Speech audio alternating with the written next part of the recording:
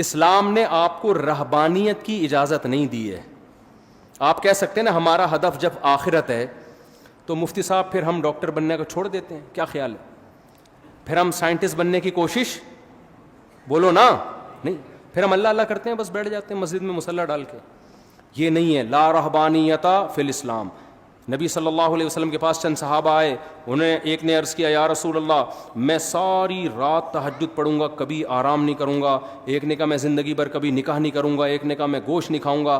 آپ نے کیا اس عمل کو رہبانیت قرار دیا اور فرمایا میں تو نکاح بھی کرتا ہوں, میں تو آرام بھی کرتا ہوں. مر رغب عن سنتی فلیس منی, جو میرے طریقے سے ہٹے گا وہ مجھ سے نہیں ہے. لیبل وہ اچھا لگا رہا ہے لیکن اس کو اللہ اچھا نہیں کہے. آپ کو کوئی کام کرنے سے نہیں روکا.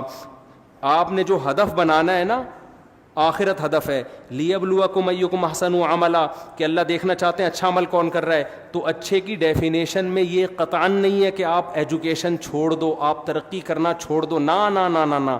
اچھے کی ڈیفینیشن میں قرآن نے بیان کیا ومن اراد الآخرہ, جو بھی کام کرو آپ اس میں نیت کیا کرو, آخرت.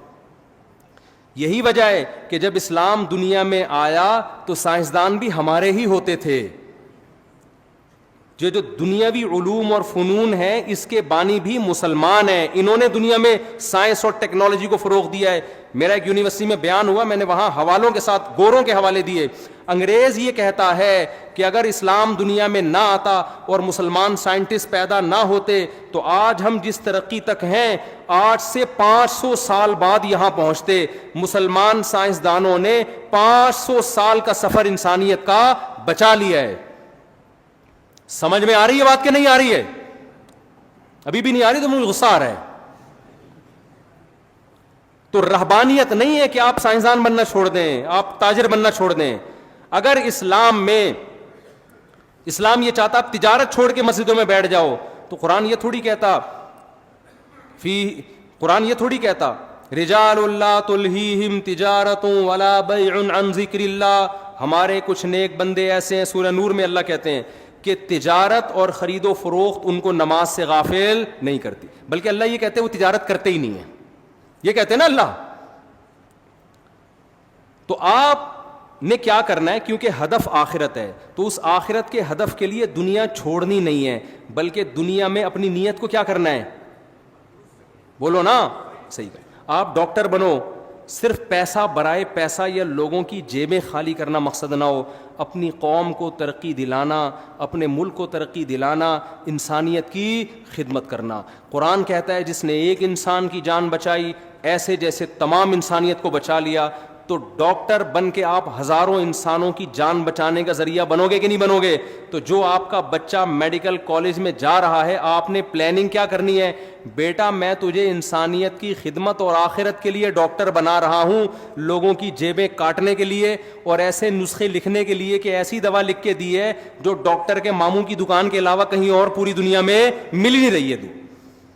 آج ڈاکٹر دوا لکھ کے دیتا ہے, ڈاکٹر کے ماموں کا میڈیکل اسٹور ہے, اس کے علاوہ پوری کائنات میں WHO سے رابطہ کر لیں آپ, وہاں بھی نہیں ملے گی آپ کو. اس کا مطلب کیا ہے؟ اس ڈاکٹر کا مقصد پیسہ کماؤ بھائی, آپ بنے ہو, خرچہ ہوا ہے, کس نے منع کیا ہے, لیکن اس کے ساتھ ظلم تو نہ کرو نا. جو ڈاکٹر ایسا نسخہ لکھ کے دے رہا ہے جو اس کے چاچو کے علاوہ کسی اور دکان پہ میڈیکل اسٹور میں ملتا ہی نہیں ہے, اس کا مطلب اس کا مقصد آخرت, یہ دھوکہ دے رہا ہے, زیادتی کر رہا ہے. ایک دوا مہنگی ہے, وہی فارمولے میں دوا سستی بھی مل رہی ہے, لیکن اس کمپنی نے آپ کو گفٹ دیے ہوئے ڈاکٹروں کو. ایسا ہوتا ہے کہ نہیں ہوتا؟ تو ڈاکٹر جان بوجھ کر وہی فارمولا, وہی نسخہ مہنگی کمپنی والا لکھ کے دے رہا ہوتا ہے. تو اسلام نے آپ کو منع نہیں کیا, جس فیلڈ میں ہو اسی میں خدا کو تلاش کرنا ہے, لیکن وہ فیلڈ حلال ہونی چاہیے, حرام نہیں, کیونکہ حرام میں خدا ملتا نہیں ہے. آپ کو فنکار بننے کی اجازت نہیں ہے, گلوکار بننے کی اجازت نہیں ہے, فلم انڈسٹری میں جانے کی اجازت نہیں ہے. آپ کو تاجر بنے لیکن چرس بیچنے کی اجازت نہیں ہے, شراب کا بزنس کرنے کی اجازت نہیں ہے. یہ تیسرا فرق ہے ان لوگوں میں جو اسلام کو مانتے ہیں اور جو اسلام کو نہیں مانتے. گورا جب دنیا کا کوئی کام کرتا ہے اس کے سامنے آخرت نہیں ہوتی. مسلمان جب کوئی کام کرتا ہے اس کے سامنے آخرت ہوتی ہے.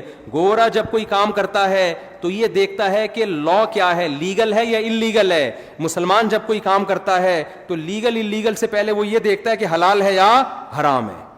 تو یہ 3 کام اگر آپ نے کر لیے تو میرے بھائی پھر اللہ نے آخرت میں ہمارے لیے خوشخبریاں